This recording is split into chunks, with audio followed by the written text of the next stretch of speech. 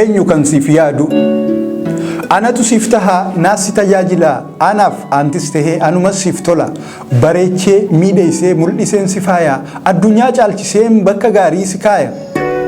qulqullummaa qabdu daran sitti godhee sitiisee kunuunseen sirraa eega gadhee tolchee dagalcheetiin ajjeeree miggaara mooraa kee marseetiin dalleetti jaara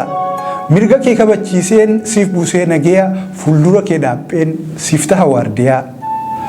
hamtuun si hin tuyxu iddoon an jirutti of kanneen wareegamaa yoon kufees sirratti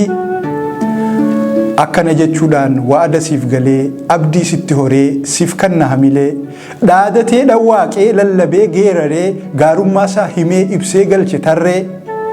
kunis akkas ja'a hoggaaf dhaadheessu kaanis tola malee hamtuu hin huxubsu heddummaachaa dhufee qaadhimaan sobaa adda baasuuf immoo mirga siitu qaba eenyu kan siif yaadu je'ee sin gaafadhu adda beeytaatu kan siif toluuf kan si miidhu ni garta sirritti eenyu abbaan haqaa kan siif jecha argaa ture hadhaa meeqa dhugaadhaan quuqamee kan siifis hadoodu jireenya isaa dhabee kan arge waan hedduu osoo reebamee rakkatee hacuucamuu hifatee kan daddabin siif jecha falmuu galaa bobbaa dhabee gidirfamee roorrifamaa walabummaa keetiif kan taasise falmaa eenyu kasiif yaadu ni beeyta ga'atu dhiiga kee qulqulluu barwaa hin wallaaltu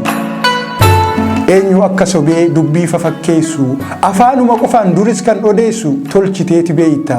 warra haasaa deemaa kan gubbaan kokkoflaa si godhu kahamaa dhiiga kee lolaasee warra si boochisu daangaa kee sissiisee ormaaf kan bal'isu si duguugee diina sooree gabbisee duwwaa si hambisuuf kan deemu jabaasee akka waan amaanaan itti kennamteetti sirna kufe kaasee kan leellisu sitti godaannisa kalee qulqula sin fayyiin hurutee didhiibee kan si dhiisu dirqiin duruu hubattee jirta eenyu kasiif yaadu hamaa hamadiyaan si deemuun barbaaddu ni beeyta ga'atuu bifti badduun burreen inuma beeysisti gubbaarraan dibamtus jalumaan mul'atti addaddummaan qabu kan duriif kan ammaa tana hin wallaaltu booyyee fi karkarroon lachuu haraamuma kanaafuu adda baasii fili eenyu kasiif yaadu dhimmamee rakkoo kee kan furuu barbaadu